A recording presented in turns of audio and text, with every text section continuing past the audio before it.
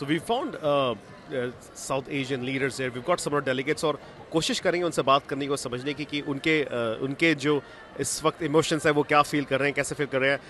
Hello, मैं आपसे जानने की कोशिश करूंगा. If you want to talk to us, Kamala Harris जो है आज नॉमिनेट होने वाली ऑफिशियली, कैसा फील कर रही हैं आप, and you know what are you feeling right now, और कितना बड़ा मोमेंट है ये इंडियन अमेरिकन्स के लिए यहाँ पे? I mean, it's a huge thing for Indian Americans to see someone who looks like us being on that big stage and accepting the nomination for one of the major parties in this country. But she being an Indian, we know what values she shares because that's the value we grew up with. So I know she's going to be a fantastic president. She has already shown us what she can do in the last 3.5 years being a vice president. So we are really excited, very proud. We identify with her. We understand her struggle. And this is something to rejoice. And I hope among everything, all the work and this tedious schedule that we are keeping during the convention, we don't forget to celebrate the fact that child of immigrant, a product of a single mother, is today going to stand on this big stage and accept the nomination. Super proud. भारतीय लोगों के लिए ये बहुत बड़ी बात है कि कमला हैरिस, जिसकी मम्मी इंडिया तमिलनाडु से थी, जो यहाँ पे पढ़ाई के लिए आई थी, वो आज हमारे इतनी बड़े स्टेज पे खड़े होकर नॉमिनेशन लेने वाली है डेमोक्रेटिक पार्टी के लिए. It is such a moment of pride and Joy and she is just amazing. I pray that she's our next president and this country will be in super amazing hands. I'd love to know from you, ma'am. You are also a delegate from Virginia. You know, what have you picked on, you know, in these 4 days at the DNC in terms of energy, excitement? We see a lot of people talk about energy and excitement. Do you think that would translate into her winning the election in November? Absolutely. Indians have been passionate. We have seen a huge surge in volunteers and people coming. Our youth here are so excited to see her become elected. She is an inspiration to all of us. And all I can say is that, you know, they used to say that we are the margin of victory, but we're not. We are actually the people who are going to pull her across the finish line. We are going to be the ones who actually create the path to see an Indian American woman on the stage. You know, Kamala Harris is my age. My parents came over. My mother was just 21 also. You know, they were going to school. They're college professors. Growing up here and not seeing anybody who looked like me on television and in politics anywhere. And slowly to see Indians rise to this level has been phenomenal. I myself ran for office locally, but to see Kamala Harris as a presidential candidate has just been, the joy is out of the world. And we are so excited. You are also a delegate and you're from the state of Tennessee? Yes, that's correct. Question for you. I mean, it's just, we're talking about excitement and all that. Now, in just terms of, you know, there are some voters that are still undecided, right? I mean, and some Indian American voters too. I've spoken to a few who are saying they're going to vote for Republicans. What would you tell them about Kamala Harris so that they can switch their vote and vote Democrat? I think Kamala Harris stands for democracy right now. We are at a place in this country right now where we have a choice, a very clear choice about two different candidates. One who's joyful, who's looking toward the future for our families. And Indian Americans, we know our families are very important to us. We have a candidate who works hard and strives for success for every single community member, every single family member. So I think for us, what I see is that there's a clear, distinct, the other guy is what I'm going to call him because I can't say his name, but I think that what I'm going to say is that she has our values. You should vote for her because she has the same values we have. We are Indians, we are immigrants, and we know that immigrants, we work hard and we work for our community. Manisha, आपसे एक सवाल है. आप खुद एक बहुत बड़ी community leader है विद इन वर्जीनिया. कितना मुश्किल होता है एक वुमन ऑफ कलर को to run for political office and then, you know, win and then deliver? कितना मुश्किल होता है और कितना मुश्किल होगा कमला हैरिस के लिए? जैसे कि आप देख रहे हो कि यहाँ पे इतने लोगों के हज़ारों लोगों के बीच में आपने 5-6 लोगों को देखा होगा जो हमारे जैसे दिख रहे हैं. So it is difficult, it is really difficult. Being a chair of a congressional district in a very blue state is not an easy thing. And again, looking like me, I have to make space for myself. I have to make sure that they know I belong and I know I belong. It is not an easy ask to ask a seat at such a big table.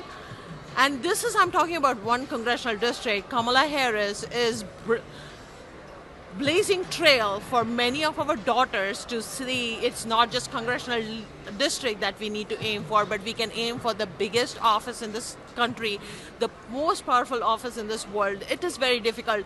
And anybody who says like there is no racism, there's no race bias, there's no biasness against Indian are really fooling everybody else. This nation, and I'm not saying they shouldn't be, like even we are not always open to strangers, but the Democratic Party embraces this. They know we are different. They understand we come from different background, but they love it. They love it because we bring our culture, we bring our values, and we make it better. We add to the spice of the Democratic Party, and we made it so much better that today one of our own is going to be on that stage. So look out, guys. Look out, India. I know you guys have been very busy celebrating all the CEOs that have come out. It's time for you to celebrate our next president of the United States, Kamala Harris. एक और सवाल है आपसे. कल हमने देखा कि एक हिंदू प्रीस्ट वहाँ पे आए और उन्होंने पूजा या कुछ मंत्रों का उच्चारण किया. Tell us how did you feel about that when that was done? Oh my God. So when do you remember any convention had a Hindu priest on the stage, right? This shows, I won't say we have arrived yet, but we have made progress. We have made tremendous progress in the last 30 years that now we have so many CEOs, we have leaders, we have the Samosa caucus in Congress, we have the next president who is half Indian. The prayer actually talked about how the entire universe is one. We are part of the universe. The other prayers talked about how we are full. We are the universe. We are the 5 elements that the universe represents. This is what Democratic Party stands for, and these are the prayers that I grew up with, and that is why I chose Democratic Party to be the party of my choice, not because I identified with the leaders because they were pretty white when I came in, but I identified with the values that the party had, and that is why I am a Hindu. I love my religion. I am a practicing Hindu, but I am spiritual enough to understand that we are all one. We come from the same energy, and there is more things that we have in common than what is different. When the other side is trying to divide us on our skin color, on how we speak, what we eat, how we laugh, what we wear, we are here to tell them that none of that matters. This is what only matters, and heart and brain is what is going to take this country to the next level. How did you feel when the priest came on and you said the mantras? What was your reaction when you heard that? Yeah, I immediately got tears in my eyes. When he started the prayer, Asatomag Sadgamaya, Tamasoma Jyotirgamaya, Amritamaya, Amritamangamaya, that was the first prayer that my father taught me. And it's been one of my favorites of all time. To hear that said on the stage of the DNC was my eyes. I was crying. My father passed away just a couple years ago, and I think he would have been just overjoyed to know that from the time he came to this country, he was involved with the Indian independence movement. He was a little bit older, and then he came here. He had deep love of India and also developed a deep love for America. He taught comparative religion here, and so he taught me all of the meanings behind all of the mantras and prayers and everything as I was growing up. To hear those words from the stage, I was overjoyed, tears of joy flowing down my face. It's just fantastic. And what about you, ma'am? I mean, just out of curiosity, did you ever imagine there could be a day in America like, where you would see Hindu prayers and an Indian American on the ticket?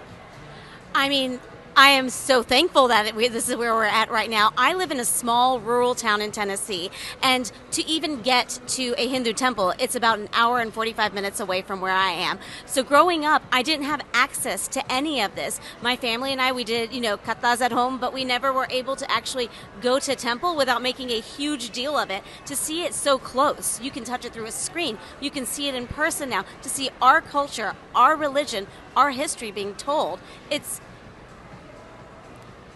a lot. It's a lot. Sorry. And I have a child. I have a daughter, and we had moved back to that same town, and this is her experience. Now she gets to see it, and it's at her fingertips for the first time in my life.